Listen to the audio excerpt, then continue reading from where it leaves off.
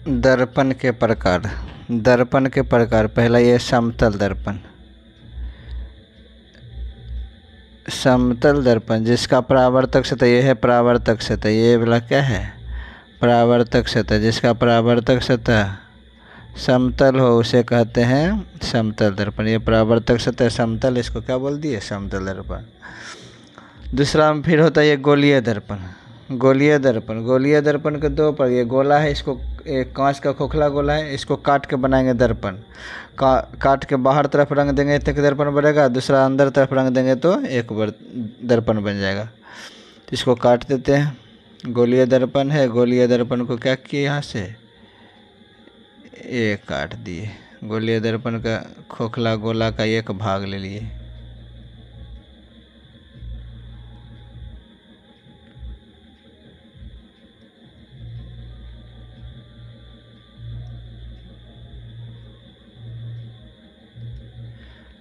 अब इसको पेंट कर देते हैं, रंग देते हैं।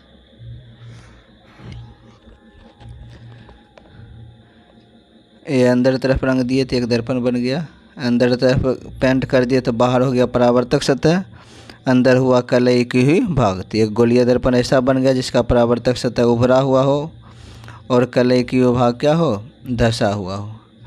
दूसरा बाहर तरफ रंग देंगे तो परावर्तक सतह धंसा हुआ होगा, एक बाहर तरफ रंग दिए, बाहर तरफ रंग रहे हैं तो कलई कर रहे हैं तो अंदर तरफ क्या है परावर्तक सतह। तो गोलीय दर्पण यहाँ से कितने प्रकार को रहे हैं, गोलीय दर्पण दो प्रकार को। एक ऐसा होता है जिसका परावर्तक सतह उभरा हुआ है और दूसरा ऐसा होता है जिसका परावर्तक सतह धंसा हुआ। तो गोलीय दर्पण दो प्रकार के, समतल दर्पण एक प्रकार के। तो मुख्यतः कुल कितने दर्पण हो गए, मुख्यतः हो गए 3 दर्पण। तो दर्पण मुख्यतः कितने प्रकार के, दर्पण मुख्यतः होते हैं 3 प्रकार के। दर्पण कितने प्रकार, दर्पण 3 प्रकार हम लोग पढ़ेंगे। दर्पण के कितने 3 प्रकार, एक समतल हो गया, दूसरा हो गया गोलीय में 2 प्रकार। एक हो गया जिसका परावर्तक सतह उभरा हुआ, एक ऐसा हो गया जिसका परावर्तक सतह धंसा हुआ। जैसे परावर्तक सतह उभरा हुआ है तो इसको बोलते हैं उत्तल दर्पण। इसको क्या बोलेंगे, ये हो गया उत्तल दर्पण। जिसका परावर्तक सतह उभरा हुआ है उसको बोलेंगे उत्तल, और ये परावर्तक सतह धंसा हुआ है, ये परावर्तक से धंसा हुआ है तो इसको बोलेंगे अवतल। इसको क्या बोलेंगे, अवतल दर्पण। तो दर्पण हो गया समतल और गोलीय। गोलीय में कितने प्रकार, 2 प्रकार। जिसका परावर्तक सतह उभरा हुआ होगा उसको बोलेंगे उत्तल, जिसका परावर्तक सतह धंसा हुआ होगा उसको क्या बोलेंगे, अवतल दर्पण। तो दर्पण के मुख्यतः कितने प्रकार हो गए, दर्पण के मुख्यतः हो गए 3 प्रकार। समतल दर्पण, जिस दर्पण का परावर्तक सतह समतल हो, जिस दर्पण का परावर्तक सतह समतल हो उसे समतल दर्पण कहते हैं। जिसका परावर्तक सतह क्या हो, समतल हो उसे कहते हैं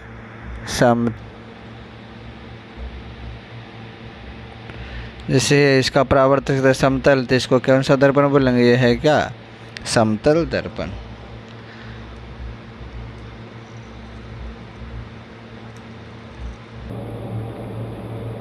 अवतल दर्पण, जिस दर्पण का परावर्तक सतह धंसा हुआ, परावर्तक सतह क्या हो, धंसा हुआ, तथा कलई की हुई भाग उभरा हुआ हो उसे अवतल दर्पण कहते हैं। जिसका परावर्तक सतह धंसा हुआ हो और कलई की हुई भाग क्या हो, उभरा हुआ। जैसे परावर्तक सतह ये है, ये धंसा हुआ है तो यह, और ये रंगा हुआ भाग है, ये उभरा हुआ है। जिसका परावर्तक सतह धंसा हुआ रहे और कलई के भाग उभरा हुआ रहे उसे कहते हैं अवतल दर्पण। तो ये कैसा दर्पण है, ये है अवतल दर्पण।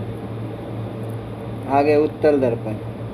उत्तल दर्पण में जिस दर्पण का परावर्तक सतह, जिस दर्पण का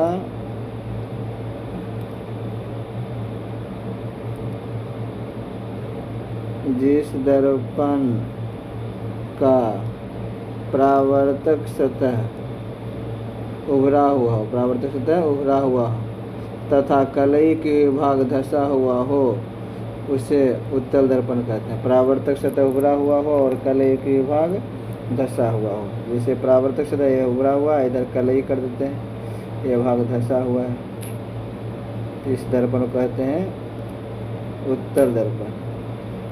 जिसका परावर्तक सतह उभरा हुआ हो और रंगा हुआ भाग कली की भाग धसा हुआ हो उसे कहते हैं उत्तल दर्पण। जिसका परावर्तक सतह हो धसा हुआ उसको बोलते हैं अवतल दर्पण। ठीक।